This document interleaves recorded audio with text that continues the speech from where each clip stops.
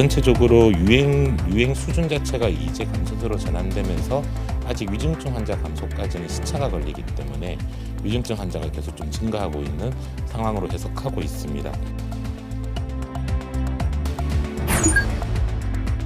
충분히 검토가 된 다음에 우리 어린이들도 백신을 맞을 수 있으면 맞아야 된다고 생각하는 사람 중에 하나입니다. 저희는 아기를 코로나 백신 안 맞힐 생각이고요. 안 그래도 아기가 어리다 보니까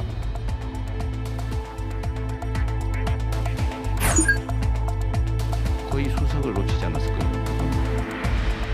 지금 고대 학점도 매우 높고 전형 서류 확인해서 알 수 있는 건데 일단 거짓말하고 오는 거죠.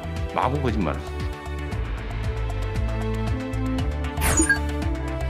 공직자로서 제 직분에 의한 일이었다 하더라도 정치적으로 또 정서적으로는 대단히 미안한 그런 마음을 인간적으로 가지고 있기 때문에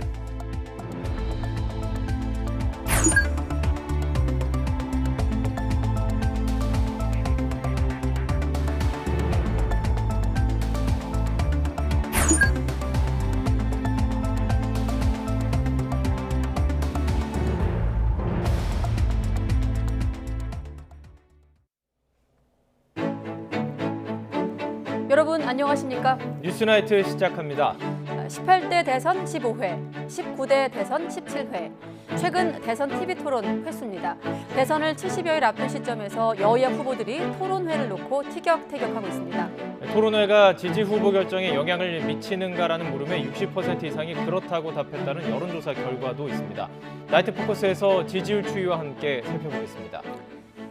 네, 코로나19 신규 확진자가 4주 만에 4,000명 아래로 내려갔습니다. 그런데 이건 휴일 검사 건수 감소가 반영된 겁니다. 오늘 오후 6시 기준으로 보면 어제보다 1,000여 명이 늘어났습니다. 그러나 유행 규모는 감소세로 전환된 것으로 평가되고 있습니다. 문제는 위중증 환자 수인데 정부는 이 역시 열흘 안에 감소할 것으로 전망했습니다. 보도에 이동호 기자입니다. 코로나19 신규 환자는 전날보다 341명 줄어든 3,865명. 신규 환자가 3,000명대를 기록한 것은 지난달 30일 이후 28일 만입니다. 주말 한파로 검사 건수가 감소했고 백신 3차 접종률이 높아진 데다 방역 패스 확대, 강력한 거리 두기 등이 종합적으로 작용한 것으로 풀이됩니다. 유행 수준은 감소세이지만 위중증 환자는 24명 늘면서 8일 연속 1,000명대를 기록했습니다. 전체적으로 유행 수준 자체가 이제 감소세로 전환되면서 아직 위중증 환자 감소까지는 시차가 걸리기 때문에 위중증 환자가 계속 좀 증가하고 있는 상황으로 해석하고 있습니다. 위중증 환자 감소는 5에서 10일의 시차를 두고 나타날 것이라고 당국은 설명했습니다. 병상 확충이 이뤄지면서 중환자 병상 가동률도 조금씩 떨어지고 있고 특히 병상 대기자는 한때 1,000명이 훨씬 넘다가 단 9명으로 크게 줄었습니다.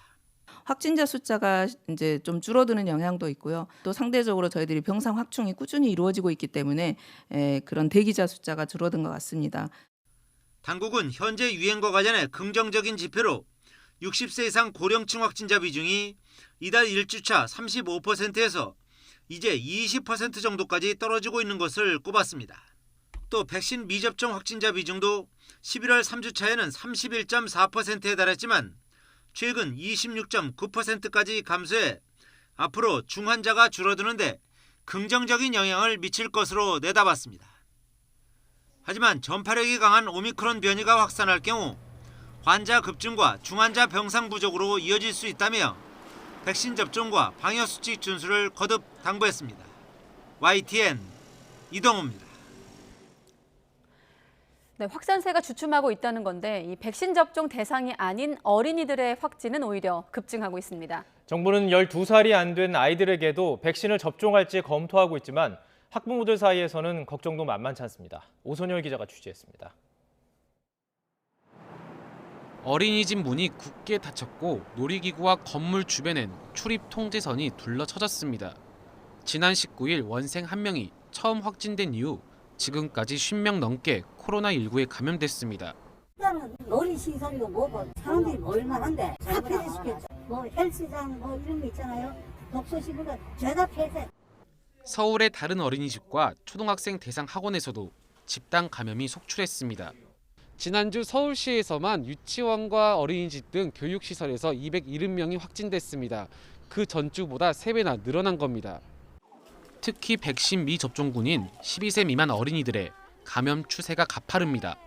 지난주 6세 이하 아이들은 10만 명당 확진 환자 수가 19명에 육박해 한 달 전보다 2배가량 늘었고 7에서 12세에선 21명을 넘으며 70%나 증가했습니다.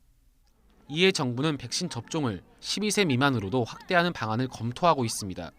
11세 이하 원천적으로 예방접종이 불가능한 연령층에서의 감염도 동반되어 증가되고 있는 양상입니다. 미접종 소년군들에 대한 어떤 보호 장치들에 대해서는 좀 더 고심해서. 학부모들의 반응은 엇갈립니다. 당연히 백신을 맞히겠다는 부모도 있었지만 어린이집에서도 요즘 심심치 않게 확진자가 많이 나오는데 충분히 검토가 된 다음에 우리 어린이들도 백신을 맞을 수 있으면 맞아야 된다고 생각하는 사람 중에 하나입니다. 완강한 거부의 목소리도 만만찮았습니다. 저희는 아기를 코로나 백신 안 맞힐 생각이고요. 안 그래도 아기가 어리다 보니까 면역력도 많이 강하지도 않고. 어떤 방향으로 결론 나든 영유아 접종의 부작용 가능성에 관해 정부가 충분히 검토해야 한다는 데엔 누구도 이견이 없습니다. 충분한 어떤 검토나 이런 거 되지 않고 검증도 되지 않은 상태에서 어른들이 맞고 있었는데 그런 거를 애들한테 시험적으로 맞추는 거는 이거는 아니라고 생각하거든요. 정부는 해외 국가들의 접종 동향과 전문가 조언을 토대로 조만간 12세 미만으로 접종을 확대할지 정할 방침입니다. YTN 오순열입니다. 네, 그리고 다음 주부터는 2차 접종을 마친 사람들도 6개월이 지나면 미접종자처럼 다중이용시설 이용에 제한을 받게 됩니다. 방역 패스의 유효기간이 생기는 것인데 3차 접종을 하면 즉시 효력이 발생합니다. 신현준 기자의 보도입니다. 다음 주부터 방역 패스에 유효기간이 적용됩니다. 2차 접종 뒤 180일이 지났는데도 추가 접종을 하지 않으면 백신 미접종자처럼 식당이나 카페 이용에 제약이 생기는 겁니다. 시행일인 내년 1월 3일을 기준으로 유효기간을 넘기는 대상자는 모두 562만 명. 정부는 방역 패스가 유효한 경우는 접종 완료자입니다란 음성 안내가, 그렇지 않은 경우에는 딩동 소리가 나와 쉽게 구분하도록 했습니다. 딩동 소리가 나오는 경우에는 미접종 예외에 해당되는지 확인하여 주시고 방역 패스 미소지자의 경우에는 시설 이용이 불가함을 안내해 주셔야 합니다. 정부는 혼란을 막기 위해 다음 주 한 주는 계도 기간으로 운영합니다. 다만 유효 기간이 지났어도 추가 접종을 받으면 접종일로부터 즉시 방역 패스 효력이 되살아납니다.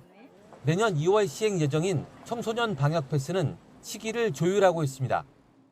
청소년 방역 패스를 도입한다는 기본 계획에는 변동이 없습니다. 다만 시행 시기와 관련돼 있는 일부 현장 의견들에 대해서 그 부분들에 대한 정부 내 조율들을 하고 있는 과정이고 12살에서 17살 청소년의 백신 접종률은 빠르게 늘면서 1차 접종률은 71.1%로 일주일 전보다 10%포인트 높아졌습니다. 당국은 백신 접종 대상자가 아닌 11살 이하에서 코로나19 발생 규모가 커지고 있다며 청소년의 접종률을 높이면 미접종자들을 보호할 수 있다고 백신 접종을 당부했습니다. YTN 신현주입니다. 네, 이런 가운데 세계적으로 빠르게 확산하고 있는 오미크론이 문제입니다. 델타 변이보다 치명률은 낮다고 하지만 오미크론 확산으로 환자가 급증하면 의료 체계에 큰 부담이 될 수 있기 때문입니다. 이영원 기자입니다. 오미크론 변이 출현 한 달 만에 전 세계 확진자는 34% 넘게 늘었습니다. 기존 델타 변이를 밀어내고 빠르게 우세종이 될 만큼 전파력은 높지만 치명률은 상대적으로 낮은 것으로 알려졌습니다. 임상 역학 결과들을 보면은 오미크론 바이러스는 전파력은 굉장히 강하지만 입원율 또는 사망률은 상당히 낮습니다. 영국 같은 데에서의 발생이나 전부 치명률, 입원율은 굉장히 낮아요. 국내 우세종은 아직 델타 변이로 오미크론의 지역사회 검출률은 1.8%에 그칩니다. 하지만 해외 확산세를 보면 국내에서도 우세종으로 자리 잡는 건 시간 문제라는 평가입니다. 정부는 오미크론이 빠르게 퍼져 확진자가 급증하면 치명률이 낮더라도 피해가 잇따를 수 있다고 우려합니다. 감염 규모가 커지면 그만큼 고령 기저질환자 등 고위험군 환자도 늘 수밖에 없기 때문입니다. 큰 수로 확진자 숫자가 늘어나게 되면 중증 환자도 조금 늘어날 가능성이 여전히 상존하고 있기 때문에 중증 환자 병상이라든지 병상 효율화 문제도 좀 더 체계적으로 의료 대응 여력을 계속 확충하는 한편 오미크론 감염자를 빠르게 찾아 격리해 확산을 최대한 늦추겠다고 강조하는 이유입니다. 이를 위해 오미크론 판별이 가능한 PCR 시약을 개발해 현장에 도입합니다. 그동안 유전체 분석으로 최대 5일이 걸렸던 확인 시간이 3, 4시간으로 단축되는 겁니다. 오미크론을 판별하는 PCR 시약을 개발하여 이번 주 목요일부터 전국에서 3시간 내지 4시간 내에 오미크론을 신속히 검출할 수 있게 됐다는 점입니다. 또 오미크론 감염 예방 효과가 80%에 달하는 백신 3차 접종을 거듭 당부했습니다. 한편 정부는 오미크론 감염자의 밀접 접촉자 격리 기간을 기존 14일에서 10일로 단축해 다음 주부터 시행하기로 했습니다. YTN 이영훈입니다. 네, 나라 밖 코로나19 상황은 훨씬 더 심각합니다. 전 세계 곳곳이 오미크론 변이 확산세를 타고 신규 확진자 수 사상 최다를 기록하고 있습니다. 영국의 경우는 신규 확진자 10명 가운데 9명, 그러니까 90%가 오미크론입니다. 김선희 기자가 보도합니다. 방역 모범국으로 불렸던 호주. 사상 처음으로 하루 10,000명대 확진자가 발생했습니다. 덴마크와 아이슬란드, 그리스도 코로나19 발생 이래 가장 많은 신규 확진자가 나왔습니다. 인구 580만 명의 덴마크와 노르웨이 수도 오슬로에서는 오미크론 변이가 이미 우세종이 됐습니다. 매일 10만 명 안팎이 코로나19에 걸리고 있는 영국은 10명 가운데 9명이 오미크론 변이로 나타났습니다. It is growing fast. We think some 90% of cases now across England are this new Omicron variant. So it shows you just how quickly it has spread. 자비드 장관은 그러나 새해 전에 추가 규제를 하지는 않을 것이라며 백신 접종의 중요성을 거듭 당부했습니다. Sadly, when we look at the latest hospital admissions, a disproportionate number of those people are unvaccinated. And when you look at those requiring the most intensive care, even more are unvaccinated. 이런 가운데 이스라엘은 의료진 150명을 대상으로 화이자 바이오엔테크를 사용해 백신 4차 접종 테스트에 들어갔습니다. 이스라엘은 지난 6월 말 세계 최초로 부스터샷을 60대 이상 고령층에 접종했습니다. 미국보다 석 달가량 빠른 것으로 빨리 시작한 만큼 부스터샷 효과가 떨어져 4차 접종을 서두르고 있습니다. Well, I'm excited to be the first person apparently in the world who got the fourth booster of the COVID vaccine. And to paraphrase an old saying, it's a small jab in the shoulder, probably a giant step for mankind. 이스라엘 코로나 대응팀은 지난 21일 고령자와 의료진에 백신 4차 접종을 권고한 상태지만 아직 일정은 확정하지 않았습니다. 이번 테스트에 참여한 의료진들은 4차 접종이 오미크론 변이에도 예방 효과를 보여줄 것으로 기대하고 있습니다. YTN 김선희입니다. 이르면 다음 달 국내에 들어올 코로나19의 먹는 치료제 박스로비드. 사용이 간편하고 변이에도 적용 가능해서 게임 체인저로도 불리죠. 관련된 궁금증과 주의사항을 정리해봤습니다. 먼저 투약 대상은 코로나19 확진자 가운데 고령이거나 기저질환자 등 고위험군의 성인인데요. 청소년은 12살이 넘고 체중이 40kg 이상이어야 복용할 수 있습니다. 임산부도 투여할 수는 있지만 위중증 위험이 높을 때만 투여하고요. 수유는 중단하는 게 바람직합니다. 또 간이나 콩팥에 중증 장애가 있는 환자에게도 복용이 권장되지는 않는데요. 이 팍스로비드는 분홍색 약 2정과 흰색 약 1정 이렇게 3정이 1회 복용량입니다. 12시간 간격으로 하루 2번씩 5일 동안 먹으면 되니까 5일 동안 30알을 먹게 되는 것인데요. 코로나19 양성 진단을 받고 증상 발현 후 5일 이내에 가능한 빨리 투여해야 합니다. 약값이 얼마인지 궁금해하시는 분도 계신데요. 식약처는 계약에 따라서 팍스로비드의 국내 구매 가격이 공개되지는 않았습니다. 하지만 미국 정부의 계약 금액은 한 명당 약 $530, 우리 돈으로 계산하면 약 63만 원 정도로 알려져 있고요. 국내에서는 환자 본인 부담은 없습니다. 자, 우려되는 이상 반응을 보면 살펴봤더니 임상시험에서는 설사, 울렁거림, 미각 이상 등이 나타났고요. 대부분 증상이 가벼웠다는 게 식약처의 설명입니다.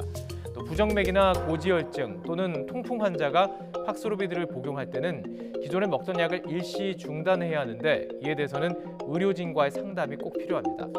이처럼 부작용은 있을 수 있지만 약을 통한 이익이 훨씬 큰 것으로 판단되고 있습니다. 전문가의 분석 들어보시죠. 이거는 항바이러스제입니다. 그래서 다시 좀 설명을 드리자면은 바이러스는 혼자서는 살 수가 없어요. 그래서 우리 세포 안에 들어와서 단백질을 만들어야만 증식을 할 수가 있는데 이 바이러스를 죽이는 약이 아니라 증식을 막아주는 약이거든요. 그러니까 단백질을 만들게 되면은 큰 단백질을 만들어 놓고서 그거를 잘라줘야만 이것이 역할을 할 수가 있는데 그 잘라주는 역할을 하는 게 단백질 분해 효소예요. 단백질을 분해하는 효소라는 뜻이죠. 근데 이 바이러스는 이 분해 요소를 갖고 있어야만 살아날 수 있는데 이 약은 그 분해 요소를 억제를 하는 거죠. 그래서 증식을 하지 못하게 하는 이런 역할이기 때문에 부작용에 비해서 자신의 이득이 훨씬 큰 이런 약이 될 수가 있는 것이죠.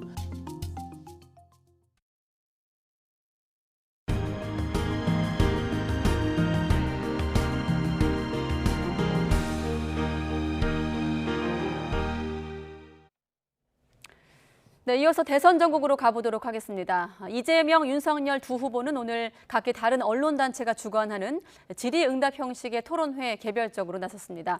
먼저 민주당 이재명 후보, 가족과 측근에 대한 무한 검증은 필요하다고 강조했습니다. 그러면서 국민의힘이 제기한 아들 입시 의혹은 100% 거짓말이다라고 밝혔습니다. 또 박근혜 전 대통령 특별 사면을 계기로 불거진 이명박 전 대통령 사면 문제에 대해선 국민 통합을 저해할 수 있다면서 반대를 분명히 밝히기도 했습니다. 권민석 기자가 먼저 보도합니다. 지역 언론인 클럽 토론회에 참석한 더불어민주당 이재명 후보는 국민의힘이 장남 입시 비리 의혹을 제기한 걸 강하게 비판했습니다. 의혹은 100% 거짓말이라면서 아들의 성적을 근거로 들었습니다.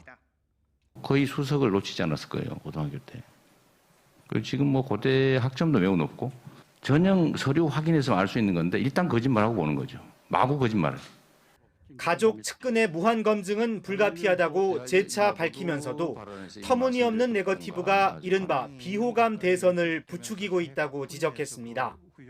박근혜 전 대통령에 이은 추가 대사면 계획이 있느냐는 질문엔 이명박 전 대통령의 경우 상황이 다르다고 선을 그었습니다. 형사처벌 목표를 이뤘는지 국민 통합엔 도움이 되는지 고려해야 한다며 민주당 핵심 지지층 이탈을 의식한 듯 원칙적 반대 입장을 피력했습니다. 근데 이런 경우도 그냥 뭐 좋은 게 좋은 거지 뭐 이래서 대사면 이거는 통합을 오히려 장기적으로는 저해하는 것일 수도 있겠다 그런 생각이 들긴 합니다. 개헌에 대해선 촛불혁명 후 전면 개헌할 시기를 놓쳐 이제는 점진적 개헌만 가능하다고 설명했고 국가 균형 발전을 위해 상징적 조치로 여의도가 아닌 세종에서 대통령 취임식 개최를 검토하고 있다고 했습니다.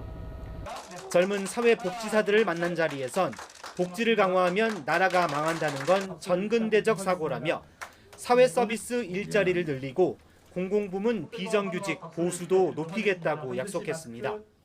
비정규에 대한 보상을 추가로 해야 된다. 똑같은 일을 한다면 정규직보다 비정규직이 보수가 더 낮은 이 상황을 좀 개선을 해야 사람들의 불안도 좀 완화되지 않을까 싶은 생각이 들고 이낙연 전 대표에 이어 정세균 전 총리도 이 후보 후원 회장으로 선대위에 본격 합류하는 등 원팀 행보에도 속도가 더해진 모습입니다. 민주당은 내년 초 탈당자를 일괄 복당시키고 열린민주당 통합까지 매듭지을 예정인데 이 후보는 법력권 결집과 정책행보 양날개로 야권과 차별화에 주력한다는 전략입니다. YTN 권민석입니다. 국민의힘 윤석열 후보는 부인 김건희 씨에게 추가로 제기된 석사 논문 표절 의혹과 관련해 얼마든 외부 검증 받겠다고 말했습니다. 사면된 박근혜 전 대통령을 향해선 대단히 미안한 마음이라고 밝혔습니다. 이번엔 이경국 기자입니다. 한국방송기자클럽 초청 토론회에 참석한 국민의힘 윤석열 후보는 사면된 박근혜 전 대통령에 대해 자신이 구속을 담당하진 않았다고 해명하면서도 사과의 뜻을 전했습니다. 공직자로서 제 직분에 의한 일이었다 하더라도 정치적으로 또 정서적으로는 대단히 그 미안한 그런 마음을 인간적으로 가지고 있기 때문에 이른바 친박 보수층을 끌어안기 위한 발언으로 해석되는데 찾아가 만날 생각이 있느냐는 질문에는 박 전 대통령의 건강 회복이 우선이라고 선을 그었습니다. 이명박 전 대통령 사면에 대해선 사법적 판단과 정치적 결단이 조화돼야 한다며 판단을 미뤘습니다. 허위 이력 의혹에 대한 부인 김건희 씨의 사과가 충분했느냐는 질문에 진정성을 거듭 강조했고 추가로 나온 김 씨의 석사 논문 표절 의혹은 얼마든 검증받겠다고 말했습니다. 얼마든지 외부 검증기관에서 하는 거에 대해서 그걸 제가 반대할 이유는 없고요. 다만 김 씨의 선거운동에 대해선 본인이 판단할 문제라고 언급했습니다. 전두환 옹호 발언 논란을 두고는 이재명 후보가 자신보다 심한 이야기를 했다면서도 호남인들의 트라우마를 건드리지 않았나 싶다며 거듭 사과했습니다. 토론 내내 예전과 달리 두 손을 깍지 낀 채 모으고 얘기하는 모습이었는데 집권 이후 개혁 의지도 거듭 내비쳤습니다. 배우자를 담당하는 청와대 제2부속실을 없애고 대통령이 사정 업무의 중심이 돼선 안 된다며 민정수석실도 폐지하겠다고 강조했고 국민연금 고갈 문제는 문재인 정부처럼 방치하지 않고 초당적 연금개혁위원회를 만들겠다고 설명했습니다. 주한 미국 상공회의소 간담회에서도 정부에 대한 날선 비판을 이어갔습니다. 미중 간의 중간자 역할을 한다고 했습니다만 그 결과는 결국 관계가 나쁜 것으로 끝났습니다. 관계가 나빠지는 정도가 아니라 거의 관계가 없다고 할 정도인데 윤 후보 측은 당분간 정책 발표에 주력하며 그동안 불거진 각종 의혹과 논란을 가라앉히고 대선 후보로서 광폭 행보에 초점을 둔다는 방침입니다. YTN 이경국입니다. 오늘 두 후보가 참석한 토론회들은 앞서 말씀드린 대로 혼자서 패널의 질문에 답하는 형식이었습니다. 그런데 정작 두 후보의 상호대면 토론을 할지 말지를 두고 공방이 벌어지면서 가까운 시일 안에는 열리지 않을 분위기입니다. 윤석열 후보는 이 후보 측의 이른바 물타기에 응할 수 없다면서 토론을 거부하고 있고 이 후보는 신발 한 짝도 비교하고 산다면서 국민에게 판단 기회를 주자는 입장입니다. 최하영 기자의 보도입니다. 국민의힘 윤석열 후보는 이재명 후보의 토론 제안에 거듭 손사래를 쳤습니다. 대장동 의혹을 겨냥해 중범죄가 확정적인 후보의 물타기 토론은 할 수 없다는 겁니다. 중범죄 그 확정적 거의 다른 변명의 여지가 없는 이런 후보와 마치 미래 비전을 얘기하는 것으로서 물타기 하려는 이런 정치 공세적 토론 제의는 이에 민주당 이재명 후보는 하다못해 신발 한 짝을 사더라도 비교할 기회를 준다며 반박했습니다. 그러면서 대장동 특검을 받으면 토론에 나서겠다는 윤 후보의 발언을 꼬집었습니다. 결국은 특검을 안 하면 토론을 안 하겠다는 건 둘 다 안 하겠다 그런 뜻으로 보여지는데 국민에 대한 예의가 아니다 그런 생각이 듭니다. 두 후보는 부동산 정책을 두고도 맞대결을 펼쳤습니다. 부동산 개혁위원회를 띄운 이 후보는 공급 부족으로 집값 오를 일 없게 하겠다며 파격적 공급을 약속했습니다. 기존의 공급 목표가 280만 원대 민간 포함해서 그 외에 좀 추가로 저희가 할 수 있는 게 경인선, 1호선, 경인 고속도로 등등 각 도시마다 다 있죠. 여기를 지하화하면 도심 재정비 효과도 있고. 또 부동산 개혁위는 부동산 불로소득 공화국을 혁파하겠다며 토지 이익 배당 금제, 즉 국토보유세 도입을 다시금 꺼내들었습니다. 이에 맞서 윤 후보는 청년을 위한 주거 정책에 방점을 찍었습니다. 청년의 주택 마련을 위해 주택담보대출 비율을 높이고 청년주택 30만 호도 공급하겠다고 강조했습니다. 그야말로 들어가는 비용, 그다음에 금융 비용까지만 딱 포함한 것이기 때문에 심지어는 이제 로또 주택 아니냐라는 얘기를 들을 정도의 가격으로 이제 공급을 하는 것이 하나 있고요. 이와 함께 두 후보는 서로에게 특검을 받으라며 목소리를 높였지만 여야 논의는 남탓 공방 속에 공회전을 거듭하고 있습니다. YTN 최아영입니다. 김건희 씨의 허위 이력이 실제 처벌로도 이어질 수 있을지 관심입니다. 이 관건은 고의성을 입증을 해야 하고 공소시효가 남아 있어야 하는데 일부 여권에서는 매학계 계약이 갱신되면서 허위 이력을 계속 제출했다면 시효가 남아 있을 수 있다고 주장하고 있습니다. 한동호 기자입니다. 중학교 교생 실습은 정교사 경력으로 여겨지는 중학교 근무로 6개월짜리 서울대 경영대학원 석사는 일반 대학원인 서울대 경영학과 석사로 한국게임산업협회 기획이사 경력은 협회가 설립되기 전부터 시작됐고 대상을 받았다던 만화 애니메이션 페스티벌엔 김 씨 이름 출품작이 없었습니다. 사회자일지 뭔지는 잘 모르겠으나 내부적으로는 저는 본 적이 없어요. 여러 명으로 출품을 하시는 경우에는 감독님은 다 줄줄이 다 들어가요. 10명이라도. 근데 이제 이거 관련해서는 이름을 아예 찾을 수가 없으니까요. 초중고 대학교의 재직 이력, 수상 실적까지 전방위로 제기된 의혹들에 김 씨 측은 부정확한 표기라고 고개를 숙이면서도 허위는 아니라고 강조하고 있습니다. 김 씨를 고발한 시민단체가 고발장에 적은 혐의는 사기죄입니다. 사기죄가 성립하려면 허위 이력으로 타인의 재산을 가로채려는 편취 의도가 있었다는 걸 입증해야 합니다. 시민단체 측은 김 씨가 수차례 허위 경력이 기재된 이력서로 실제 급여를 받아 사기죄가 성립된다고 보지만 김 씨 측은 단순한 실수나 과장이라며 고의성을 부인하고 있습니다. 잘 보이려 경력을 부풀리고 잘못 적은 것도 있었습니다. 그러지 말았어야 했는데 돌이켜보니 너무나도 부끄러운 일이었습니다. 업무방해와 사문서 위조 혐의는 공소시효라는 벽부터 넘어야 합니다. 둘 다 7년인데 범죄 구성 요건이 실현된 시점인 이력서 제출 시점으로 보면 김 씨가 국민대 교원에 지원한 2014년 기준으론 시효가 지났습니다. 다만 일부 여건에선 매학기 계약이 갱신되는 과정에 허위 이력이 적힌 서류가 다시 제출됐다면 시효가 남아있을 수 있다는 취지로 주장하고 있습니다. 김 씨가 윤 후보와 함께 고발당한 공직선거법상 허위사실 공표 혐의는 허위사실 여부에 대한 검증이 선행된 뒤 당선, 낙선 목적이 있었는지를 따져야 합니다. 이와 별도로 김 씨에 대한 기존 검찰 수사는 장기간 공전하고 있는 형국입니다. 김 씨는 도이치모터스 주가 조작 사건과 코바나 컨텐츠 전시회 협찬 의혹에 연루돼 있는데 검찰은 김 씨에 대한 조사 방식과 시기를 놓고 고심하고 있습니다. YTN 한동우입니다.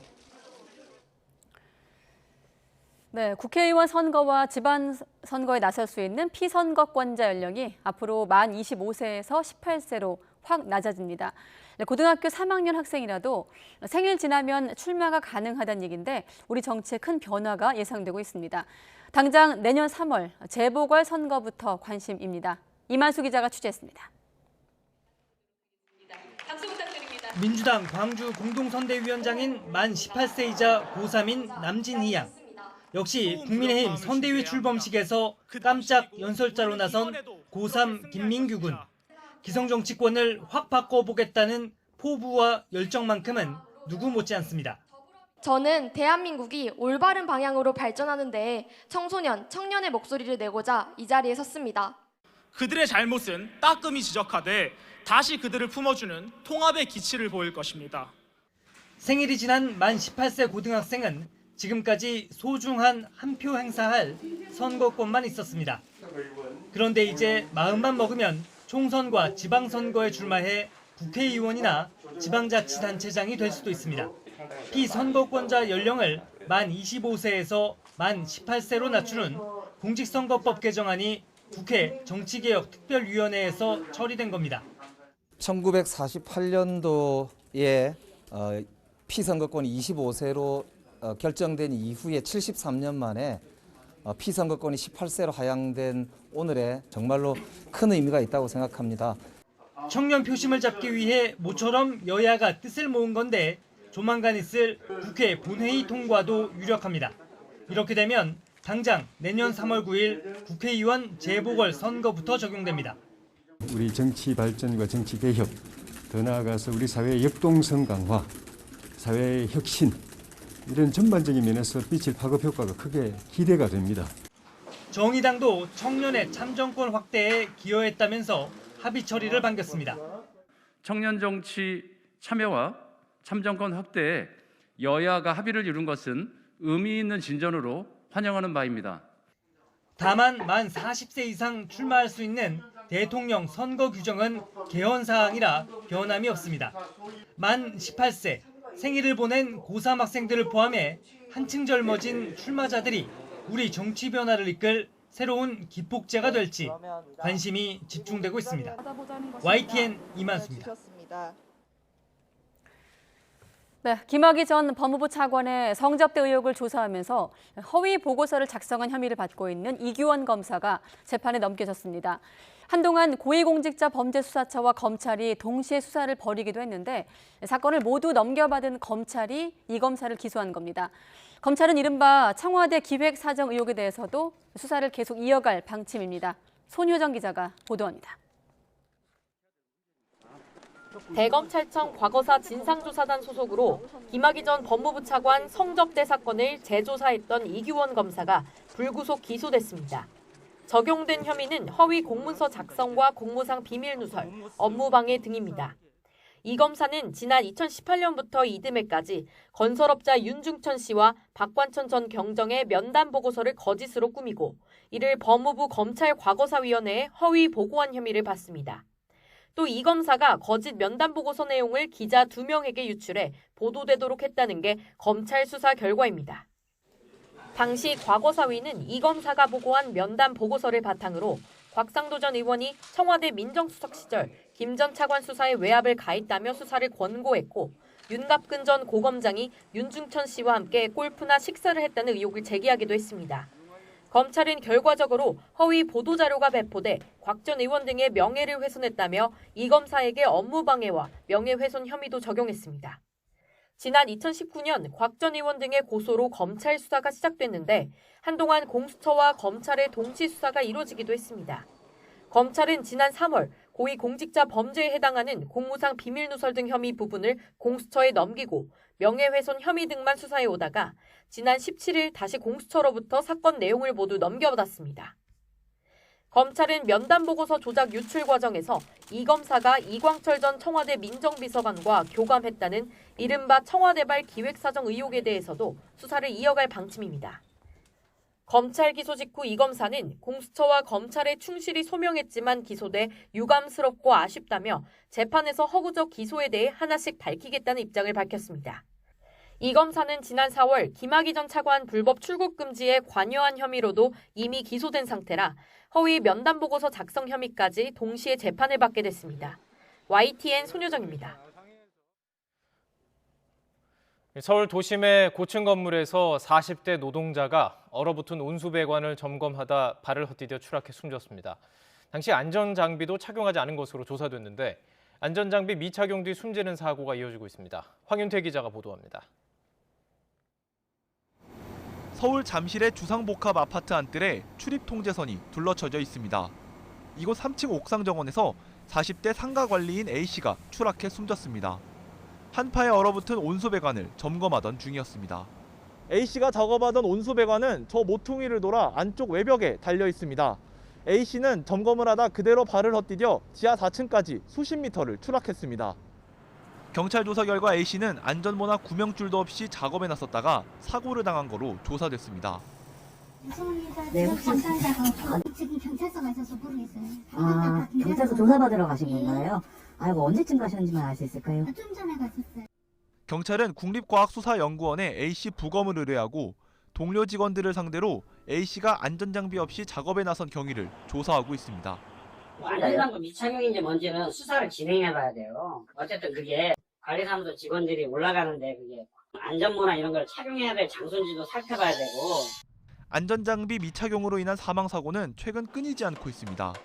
지난주 인천의 공사장에선 노동자들이 안전장비 없이 유리를 부착하다가 10m 아래로 떨어져 숨지거나 다쳤고 서울 방화동의 아파트에선 작업자 2명이 안전장구 없이 8층에서 창틀을 교체하다가 추락해 숨지기도 했습니다. YTN 황윤태입니다.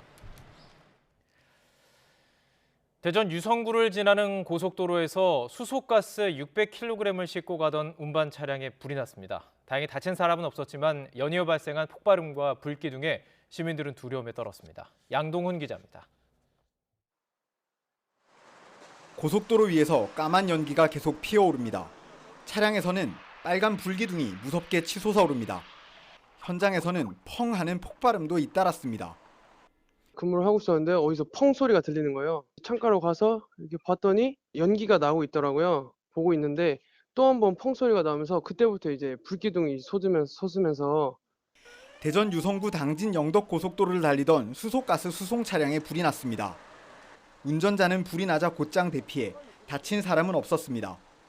차량 브레이크 과열로 불이 난 거로 추정되는데 타이어가 터지면서 폭발음이 여러 번 들렸습니다.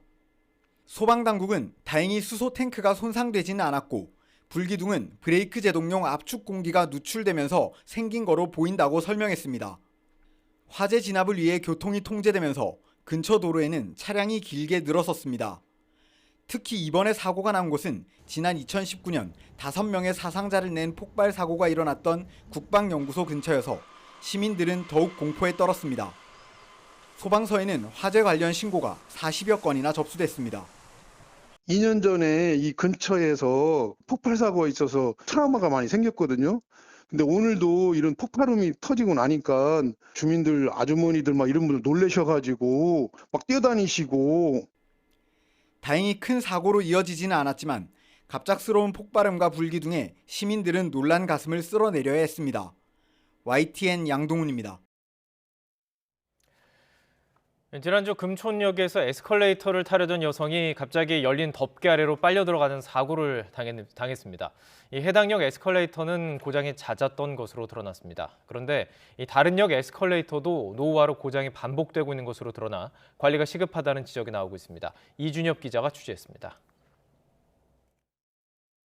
지난 21일 바닥판이 갑자기 열려 승객발이 빨려 들어가는 사고가 난 경기 파주시 금촌역 에스컬레이터. 지난 5년 동안 해당 역 에스컬레이터는 51번이나 고장나 수리한 것으로 확인됐습니다. 정기점검으로 미리 발견한 것까지 합하면 수리 횟수가 더 많았습니다. 특히 지난 한 해 동안은 37차례나 수리해 한 달에 3번꼴로 멈춰 섰습니다. 지난해 11월에는 금촌역 에스컬레이터 고장이 너무 잦다며 이번 사고가 발생한 2호기에 대해 민원이 접수되기도 했습니다. 당시 코레일은 국내에 부품이 없는 노후 설비라 수리가 오래 걸린다며 앞으로 설비를 전면 개량하겠다고 답변했는데 1년 만에 인명피해 사고가 발생한 겁니다. 운행 중에 갑자기 비상 정지하는 경우가 많이 생겼거든요. 그래서 이게 위험하다 생각을 해서 정말 저도 사고를 당할 수 있겠다 생각이 되고 마음이 아프더라고요. 법적으로 설치 15년이 넘으면 주기적으로 정밀 안전점검을 해야 하는 노후 승강기로 분류되는데 코레일에서 관리하는 역사에서만 에스컬레이터 233대가 여기에 해당합니다. 당연히 고장도 잦을 수밖에 없는데 지난해에는 1년 만에 5배나 급증했습니다. 전문가들은 유지 점검을 잘하면 에스컬레이터를 그나마 오래 쓸 수 있지만 국내 관련 산업이 고사하면서 이조차 어려운 상황이라 지적합니다. 정부에서 이제 그 여러 가지 대안을 마련해야 되는데 순전히 이제 단가로만 가니까 앞으로 10년 지나면 유지 보수 할 사람 없을걸요? 잦은 정비로 이용객이 불편을 겪을 뿐만 아니라 치명적인 사고로까지 이어질 수 있는 역산의 노후 에스컬레이터. 발기임 사고와 같은 비극이 되풀이되지 않기 위해선 점검 역량을 높이고 설비 교체를 앞당기기 위한 지원이 필요해 보입니다. YTN 이준엽입니다.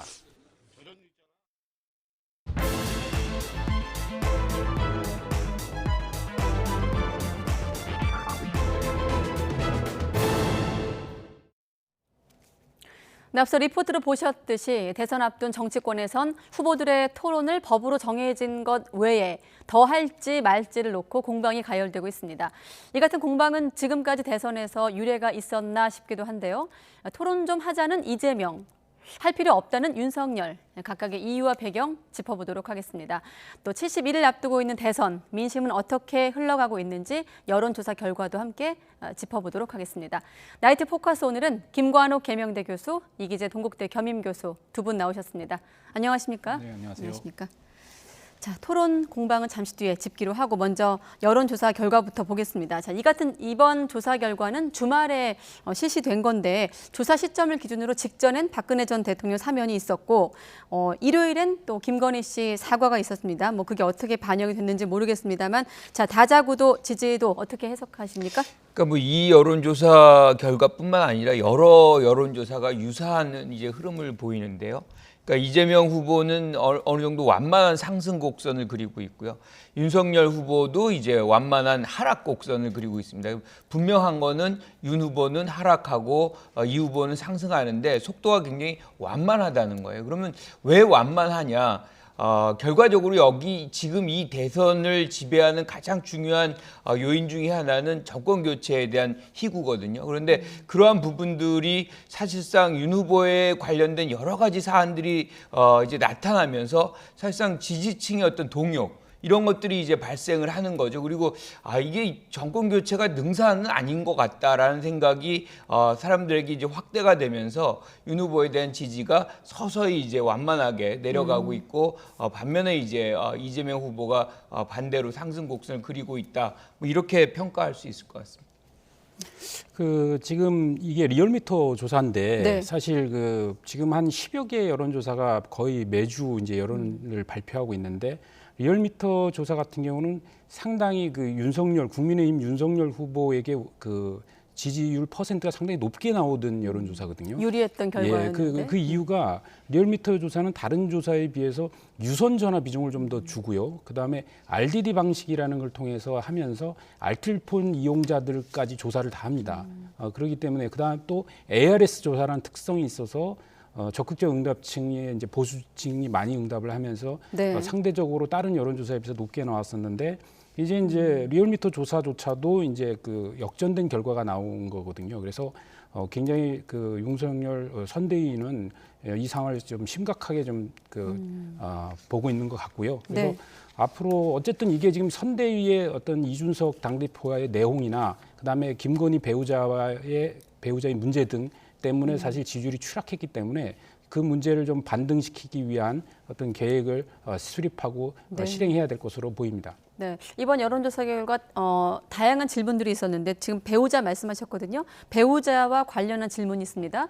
대선 후보 배우자가 선거운동에 필요하냐, 그러니까 선거운동에 참여해야 되느냐, 그 필요성에 대한 답변인데 참여해야 한다가 48.7, 참여하지 않아도 된다가 43.4%인데 사실 일요일에 김건희 씨 사과가 있었거든요. 기억하시겠지만 그 자리에서 김건희 씨가 아내 역할에만 충실하겠다는 답변도 했던 점이 좀 기억나기도 하고요. 그러니까 선거운동에 이제 참여를 안 할 것 같은 그런 뉘앙스를 풍기는 기자회견 내용이 있었어요. 네. 그런데 그 부분에 대해서 국민들은 아니다, 이거는 참여를 해야 된다라고 이제 지금 얘기를 하고 있는 거죠. 그러니까 가족과 후보가 분리될 수 없다는 얘기를 지금 국민들은 하고 있는 겁니다. 어떤 형태로든 이게 공동운명체고 검증을 같이 받아야 되는 것이지 후보만 이게 분리가 돼가지고 뭐 나는 영부인 역할을 안 한다. 뭐 이렇게 될 수가 없다는 것에 대한 국민적인 어떤 여론이 지금 더 높다. 뭐 우리가 이렇게 평가를 할 수 있는 부분이 있거든요. 그래서 네.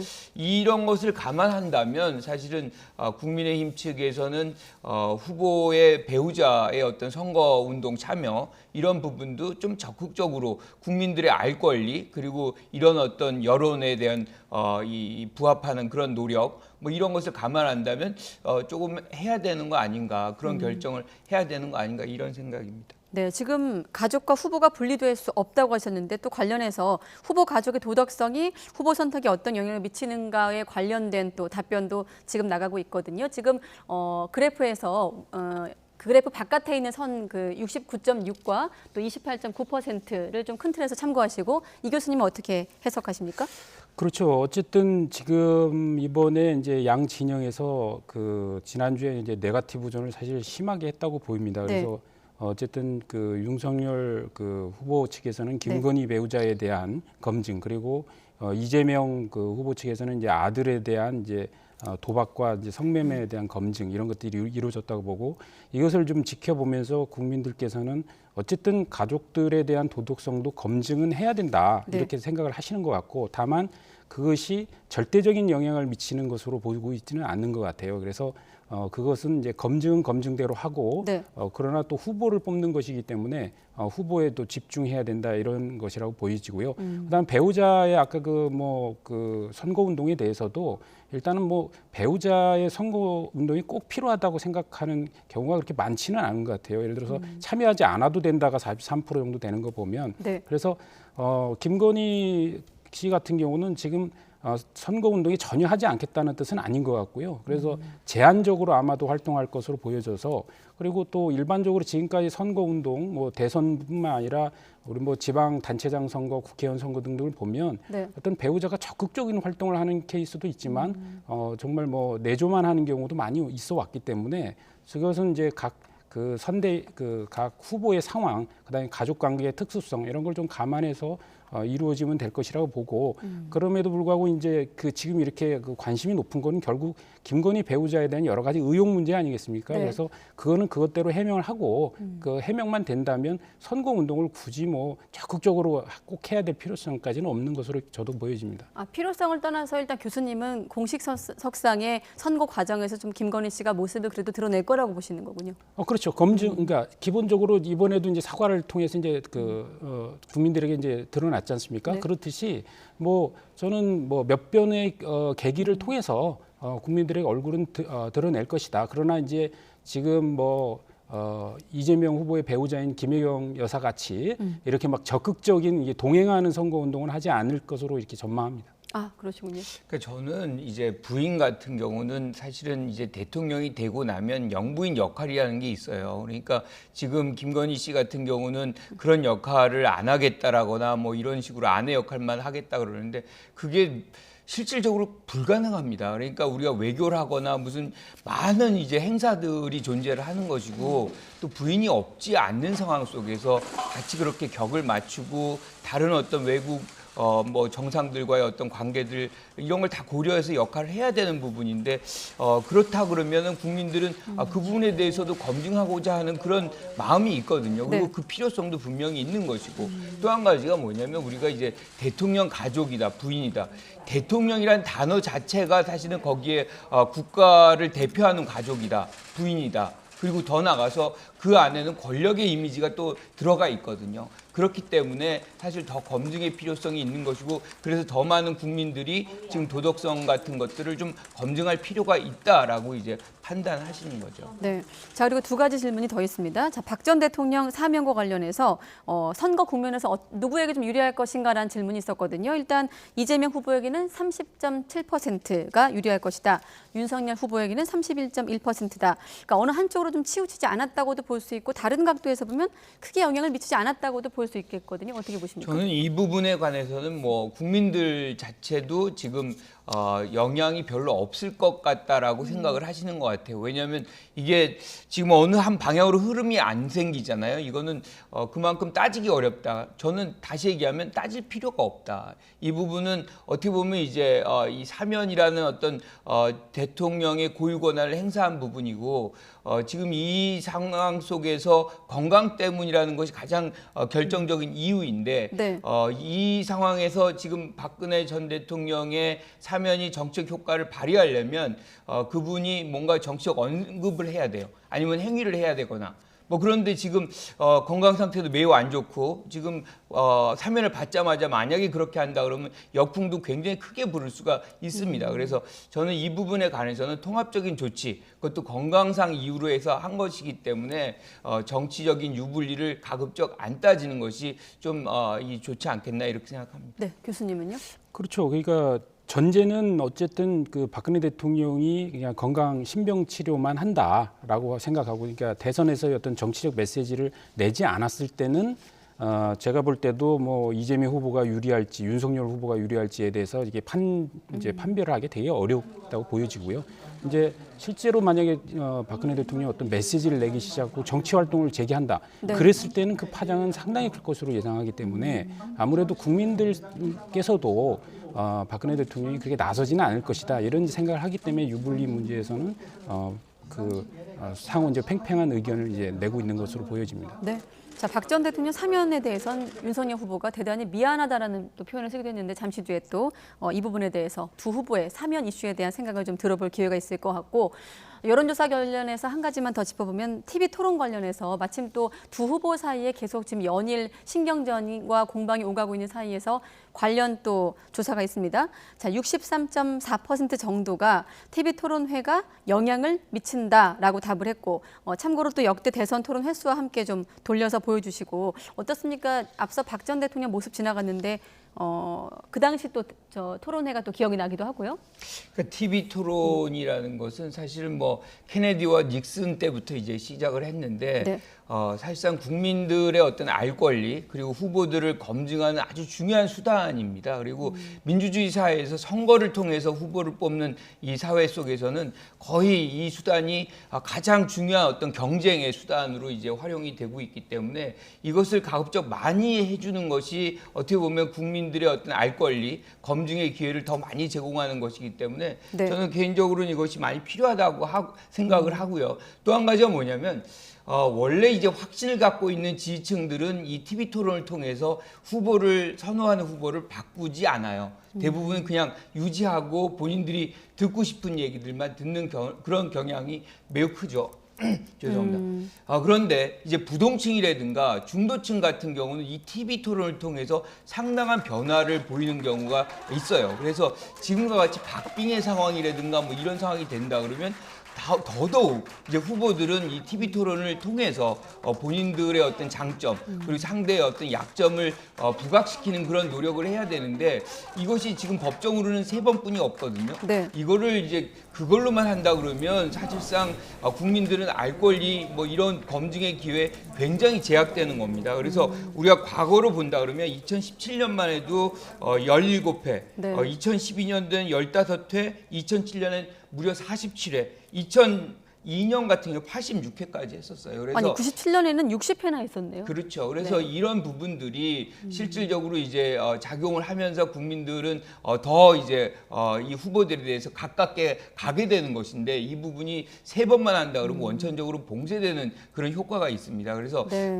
윤석열 후보 같은 경우는 계속해서 만약에 이런 토론을 법정의 어떤 토론만을 제외하고 계속 안 하겠다, 기피한다 그러면 국민들의 저항을 받을 가능성이 매우 높습니다. 네, 지금 김 교수님 말씀과 지금 조사 결과를 좀 결합해서 해석을 해보면 영향을 미친다가 63.4%였거든요. 결국 이 부분이 아마 부동층으로 직결하진 않겠습니다만 역시나 영향으로 좀 미칠 수 있을 것 같은데 또 확신을 갖고 있지 않은 지지층은 TV 토론을 보지 않을 수도 있다 이렇게 말씀하셨거든요. 그래서일까요? 윤석열 후보가 국민의힘 경선 때 TV 토론 누가 봤느냐라고 또 논리를 전개하기도 했었던 발언도 있었고요. 지금 그 토론하고 지금 아까 그 도표에 나온 이제 토론 네. 횟수가 그 TV 토론 횟수는 아닌 것 같습니다. 제가 볼 때는. 그러니까 대선에서 이제 각종 이제 그 초청 이제 토론들이 많이 있지 않습니까? 단체별로. 뭐 그런 토론을 다 그 합쳐서 했던 것으로 보여지고 지금 아래 작은 글씨로 있긴 합니다. 법정 3회, 언론사, 단체 이렇게. 실제 2017년에도 보면은 제가 그 자료를 보면 이제 방송사에서 초청한 TV 토론은 총 6회 정도로 그 받고 그다음에 그 안에 물론 법정 횟수가 3회 있었습니다만 그래서 실질적으로 그 국민들이 관심이 높여하는 이제 높은 이제 TV 토론은 선거 운동 기간 안에서 이루어지고요. 네. 그래서 지난 그 문재인 대통령이 당선됐던 2017년 대선 때도 선거 한 26일 전인가 이때 TV 토론이 처음으로 이제 열렸더라고요. 그래서 아무래도 이제 지금 뭐 윤석열 후보도 TV 토론에 대해서 여러 가지 좀 부정적 생각을 갖고는 있지만 네. 도저히 뭐 토론 안 할 수는 없는 거 아니겠습니까? 그렇기 때문에 선거운동 기간에는 최소 뭐 지난 거에 준용해서 한 6회 정도의 토론이 열린다면 그 당연히 전 참석을 해야 된다고 생각하고 할 것이라고 저 생각을 합니다. 네, 토론 관련해서 다음 주제에서 바로 또 연결되니까 두 분과 함께 이어가도록 하겠고 참고로 지금 앞서 보여드린 역대 대선 토론 횟수 같은 경우는 이제 주체별로 좀 나눠지긴 합니다만 전체 횟수는 상호 대면 토론 횟수를 모아놓은 결과입니다. 자, 지금 보신 여론조사 결과와 좀 맞물리는 부분이 있거든요. 이재명 후보 또 윤석열 후보가 이렇게 TV 토론 개최 문제를 놓고 날선 신경전 이어가고 있습니다. 압축한 영상부터 보시죠.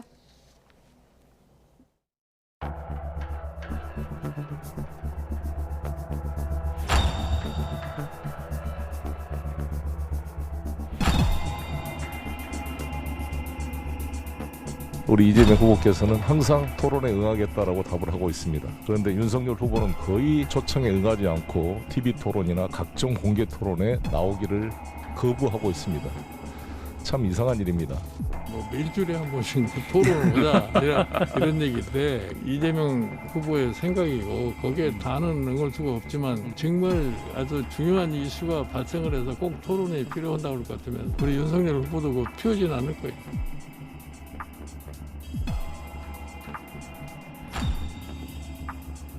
특검을 안 하면 토론을 안 하겠다는 건 둘 다 안 하겠다 그런 뜻으로 보여지는데 국민에 대한 예의가 아니다. 이런 중범죄 그 확정적 거의 뭐 다른 변명의 여지가 없는 이런 후보와 좀 물타기 하려는 이런 정치 공세적 토론 제의는 야당 후보로서 취하기 어려운 태도이기 때문에 말씀을 드립니다.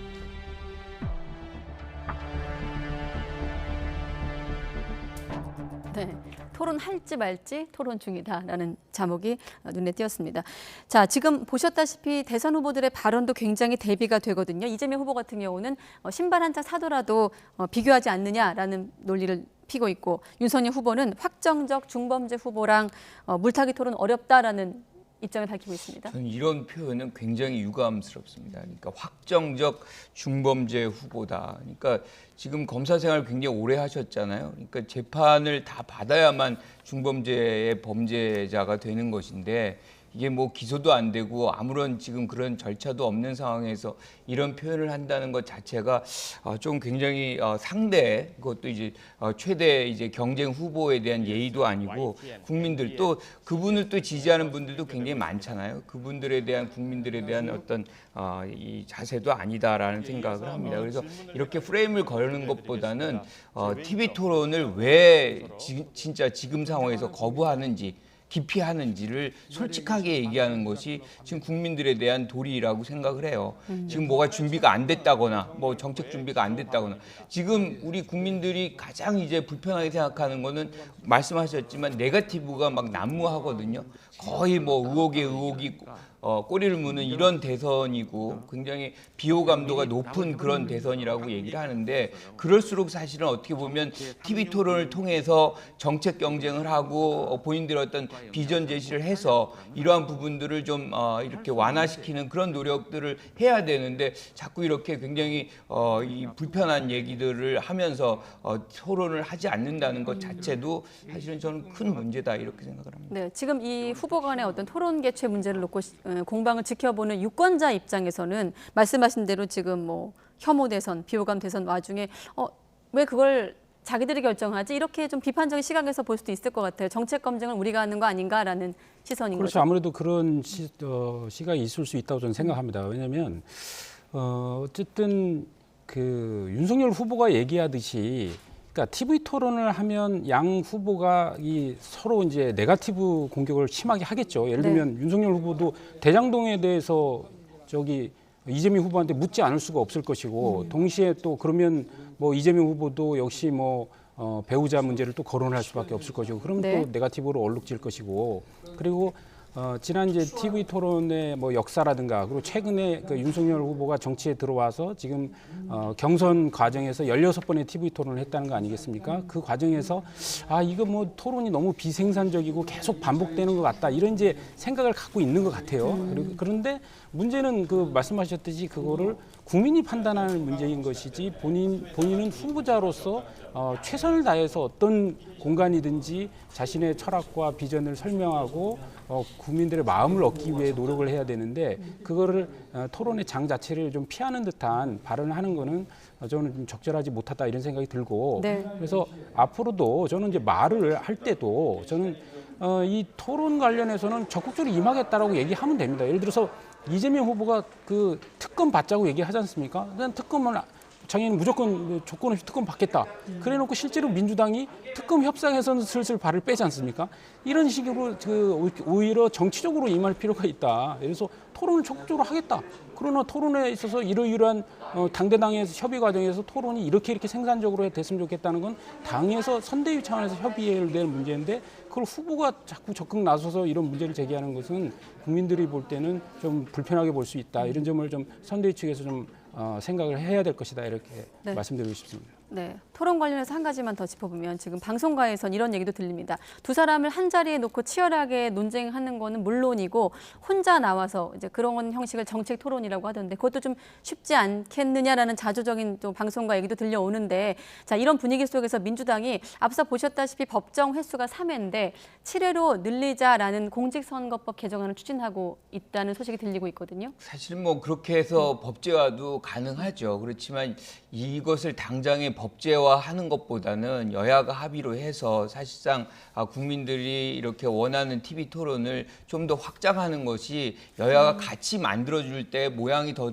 좋다고 저는 생각을 해요. 그래서 그것을 하나의 어떤 야당과 같이 얘기를 해서 서로 합의하는 것이 저는 바람직하지 지금 제도화를 해가지고 법으로 만드는 것은 조금 시기적으로 민감할 수 있겠다 이렇게 생각합니다. 법제화보다는 합의하는 그림을 만들어야 된다 이런 말씀이시고요. 그러니까 이게 그 법은 어쨌든 최소 횟수가 결정돼 있는 거 아닙니까? 그래서 지금 그 선거법에 보면 최소 3회 그다음에 방송사의 시간까지 그 명시가 돼 있습니다. 그래서 그거는 꼭 지키라는 것이고 나머지는 탄력적으로 그 양 후보들이 합의해서 해야 되는 문제다. 그리고 또한 선거라는 거는 각 그 후보마다 자기의 장단점이 있는 거고 그 장단점에 맞는 여러 가지 전략 전술을 가지고 실제로 국민들의 마음을 얻는 노력을 하는 거 아니겠습니까? 네. 그런 측면에서 토론이 그 본인의 강점이면 토론을 계속 늘리는 것에 공세를 할 것이고 본인은 대중 접촉과 연설이 더 자신 있다 하면 그것을 늘리는 것으로 하는 거기 때문에 그런 것까지 세부적으로 법에 이렇게 해서 이렇게 못 박는 것은 저는 옳은 방법은 아니다 이렇게 생각합니다. 네. 자, 마침 양측 후보 모두 정책 행보를 좀 속도를 내고 있는 가운데 언론단체 토론회에 참석을 했습니다. 자, 이재명 후보 같은 경우는 이 자리에서 이제 가족 공세에 대한 야권의 공세에 대한 입장을 밝혔는데 한번 들어보도록 하겠습니다. 권한 행사에 영향을 미치는 모든 요소에 대해서 엄정하게 무한 검증해야 된다고 생각해요. 좀 안 된 얘기지만 본인의 과거 이력을 포함해서 또 가족들, 측근, 친인척들에 대해서 샅샅이 공적 권한 행사에 영향을 미칠 수 있는 요소에 대해서는 철저하게 검증해야죠.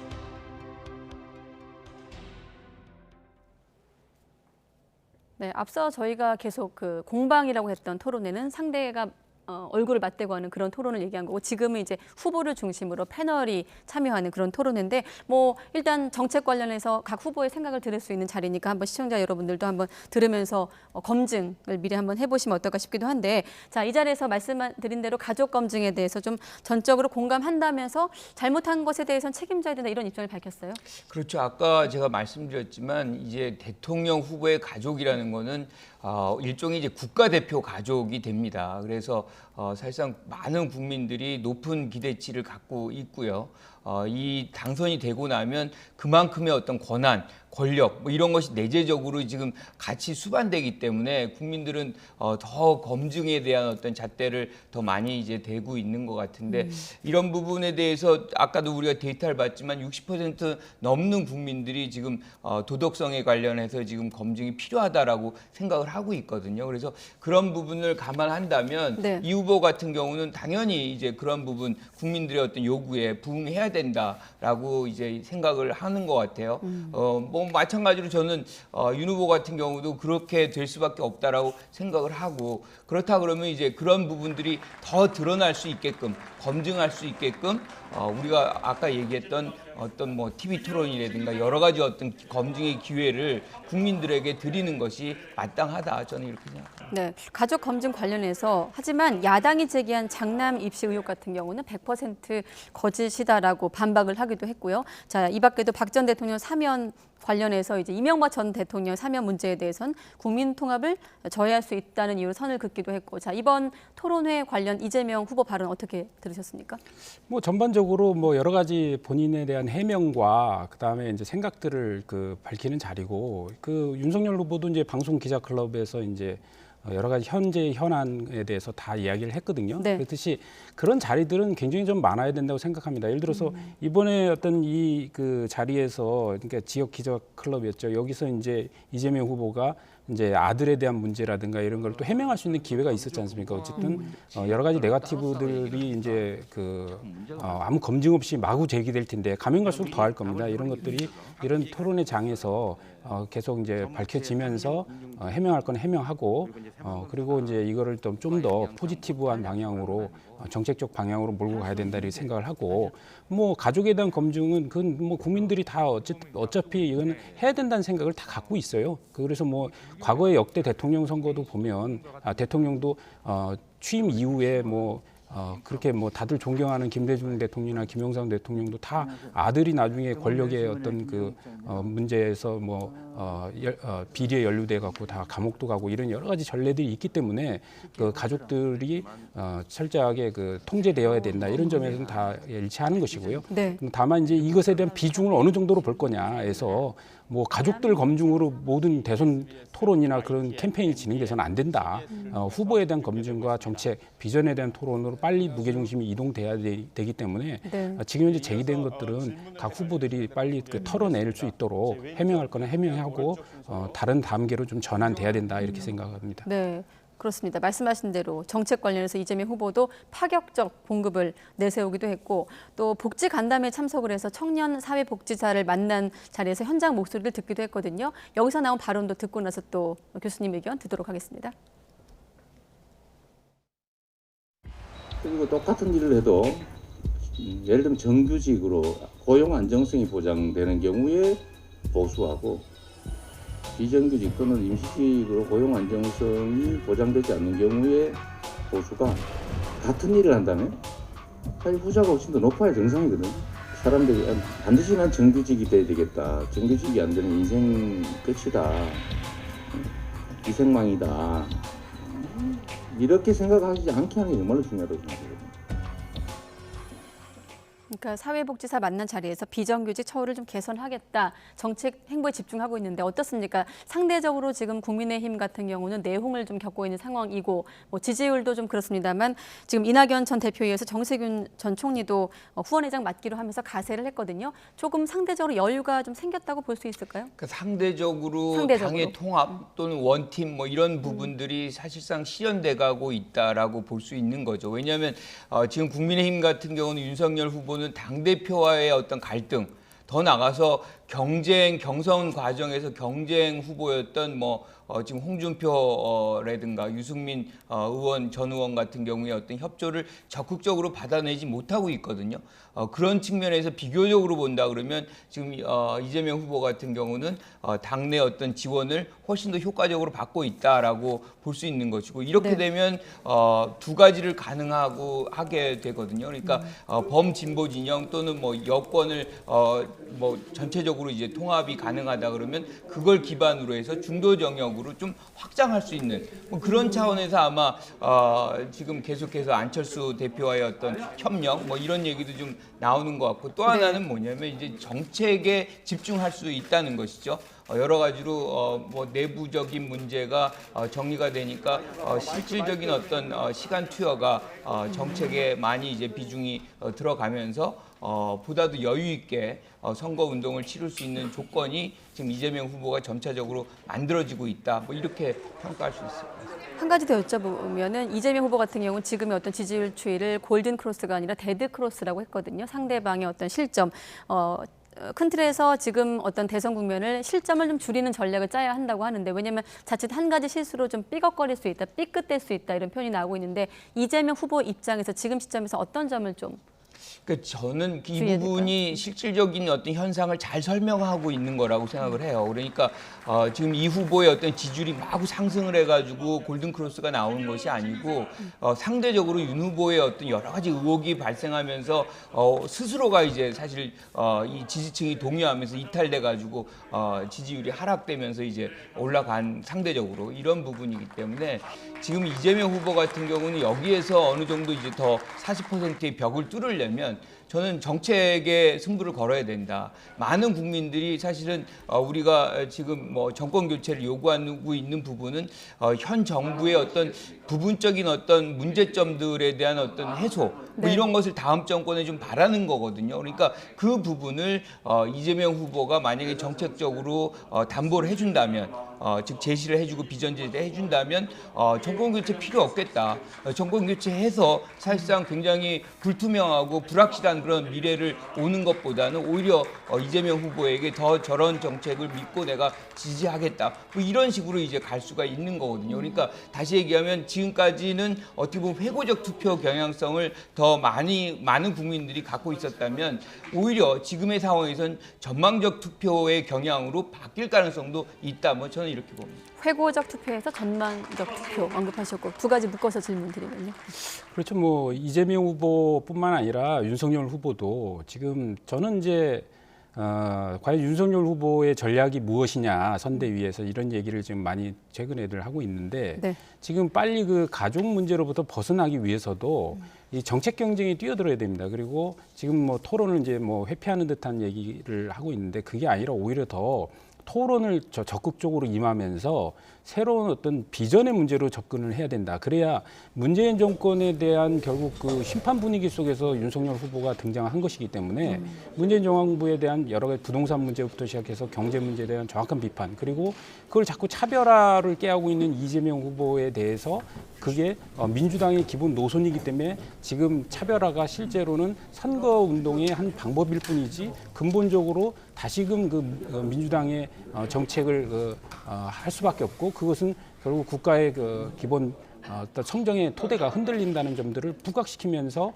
이거를 국민들에게 호소하는 방향으로 가야지 그렇지 않고서 이게 자꾸 그 가족 문제, 검증 문제 이렇게 빠지면 전혀 도움이 안 된다. 이런 점을 좀 말씀드리고 싶습니다. 지금 이 교수님께서 빨리 정책 경제에 뛰어들어야 한다고 하셨습니다만은 아시다시피 지금 당장 급한 불들이 꺼야 될 불들이 있습니다. 그중에 하나가 내홍 문제인데 이 토론회 자리에서도 이준석 대표의 갈등을 언급했거든요.